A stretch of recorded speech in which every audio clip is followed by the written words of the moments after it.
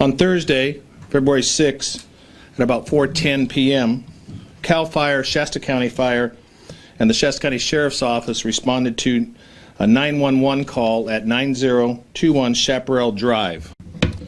They contacted a subject with injuries to his hands and his face, and there was smoke coming from the house. They contacted D, the initial D, Ray East. He was 63 years old. He's of Reading, and he was identified as the injured person. He was transported to a local hospital. He's listed as critical but stable condition there. As authorities were obtaining information about the incident, explosives and explosive precursor materials were discovered in and around the home. The Shasta County Sheriff's Office bomb squad, who is also comprised of members from the Reading Police Department, were a joint task, kind of not a task force, but a joint unit working for bomb and bomb disposals. Other allied agencies responded to ascertain the severity of the explosives and the residents. The explosives and precursor materials in and around the home are estimated to be in excess of 40 pounds. Some of the various materials are sensitive, and that means sensitive to shock, which means by stepping on them, something falling on them or hitting them. Heat, friction, and that friction can be from any type of movement, a footstep, perhaps scuffing on the floor, or anything rubbing against the chemical or material. Some of these materials are also subject to static electricity, and that can set them off. Also water, and the water can react and cause a chemical reaction to some of these chemicals. Some of these materials are so sensitive that even a very light touch or movement between two of the materials can cause a reaction. One of the bomb technicians said this is the most amount of homemade explosives, sometimes referred to as HME, and precursor materials that he has seen in a residence.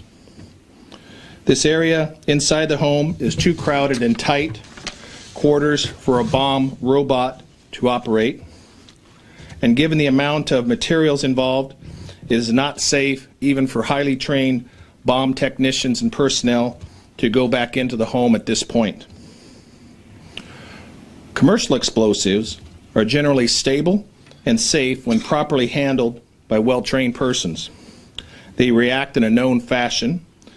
However, on the other hand, homemade explosives have many unknown variables such as purity, sensitivity, and potency. Homemade explosives are unstable and very sensitive. This is an active and ongoing investigation. The type of explosives and chemicals involved will not be released at this time. However, be assured that given the quantity and type of materials, there is a danger to personnel working on this incident and to those residences and people within the danger zone. And we're going to talk about those in a little bit. Authorities have determined that the residence and surrounding area is dangerous and volatile. That area has been secured, and the residents within 1,000 feet of the house have been evacuated. And this map over here shows a 1,000-foot radius of the evacuation area. This bigger map to my left is a 2,000-foot evacuation area. Chaparral Drive is closed, and a roadblock is approximately 100 yards south of Vladimir Court. The public and media must stay away from the area for safety reasons, and the site is considered a crime scene. I cannot overemphasize the importance for persons and people living in the area to take our evacuation precautions seriously. The decision for evacuation is not taken lightly, but it's for the safety of everyone involved. Even though the Sheriff's Office conducted evacuations last night, there were people who refused to leave. Again, this is for safety reasons. It's not uncommon for people to refuse to evacuate, but last year, a person refusing to evacuate his home due to a wildfire lost his life when the RV he was living in was consumed by the fire. Sheriff's deputies remain in the area 24 hours a day for safety and security. Accommodations will be made for those who have been evacuated and may need to be escorted back into the area should they have forgotten needed medications or maybe weren't able to take pets with them at the time. Persons must be escorted in and may not remain in their home in the affected area for safety reasons. The Red Cross has set up an evacuation center at Manzanita Elementary School. The school is located at 1240-1240 Manzanita Hills Avenue in Reading. As Sheriff and Director of County Emergency Services, I have declared a local state of emergency. The Shasta County Board of Supervisors will consider ratifying that local emergency at a future meeting. The California State Office of Emergency Services has been notified, as well as the Governor's Office. The State Office of Emergency Services can assist with resources and personnel under mutual aid. I convened a meeting of the Shasta County Emergency Management Council last night. The council is comprised of county administration, board representation, county council, public works, environmental health, health and human services, public health, and Shasta County Fire, CAL FIRE.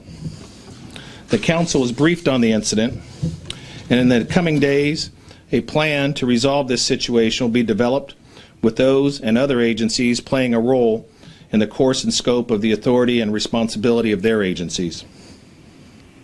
Safety is first and foremost priority. Safety of the public, our community, safety of the residents and homes in the affected area, and safety of all the involved personnel. The process to resolve this situation will be methodical and well planned. The FBI is assisting the sheriff's investigators with this investigation. This is an active and ongoing investigation, and it is in its initial stage. Mr. East is married. He has a wife, Diane. He's been married since the late 90s and have known each other since about the 1980s. Investigators have spoken to her, and she has been cooperative. He has no known arrest records at this point, and he's not had any criminal investigation contacts or negative contacts with the Shasta County Sheriff's Office. His contacts with the Sheriff's Office date back to about 2001. We have information he may have lived in other states prior to coming to Shasta County, and that information is being investigated. Currently, there is no known military background information on him. He has no known association with subversive groups, terrorist groups, domestic terrorism, or other extremist groups or activities. However, I remind everyone that this investigation is in its early stages, and the investigators are actively working on the case, gathering information, and attempting to answer all the questions that we have in this investigation. Mr. East first claimed when he was contacted by first responders that he was making rocket fuel. He later said that he was making explosives, but it was still to propel a rocket. The investigation is ongoing and it is continuing. All the involved staff are working on options to bring this situation to a safe resolution.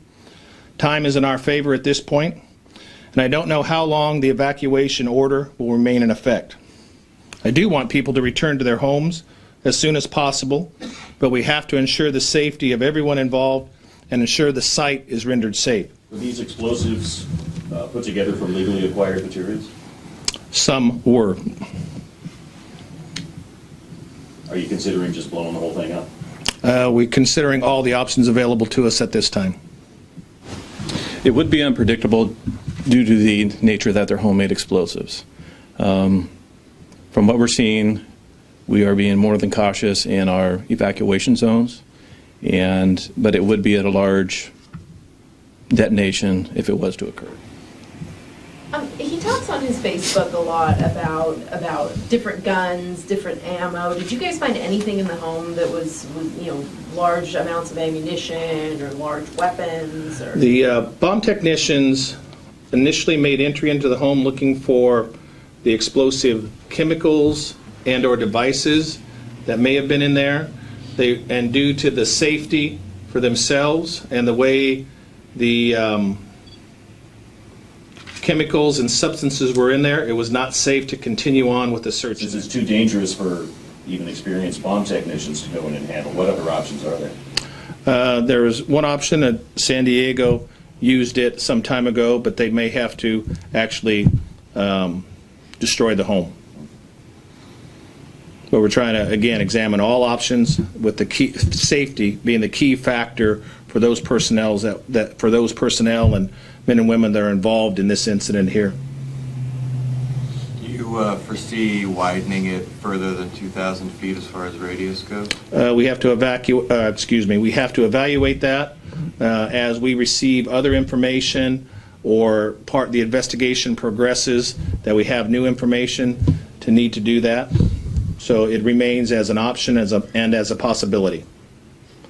I do want to remind again, as you put this out, I would appreciate it if you remind people that those that have refused to evacuate, this is a very serious situation. There is a danger, and they can leave their homes and evacuate, either stay with friends, family, perhaps a motel, or utilize the evacuation center that we have established in partnership with the Red Cross.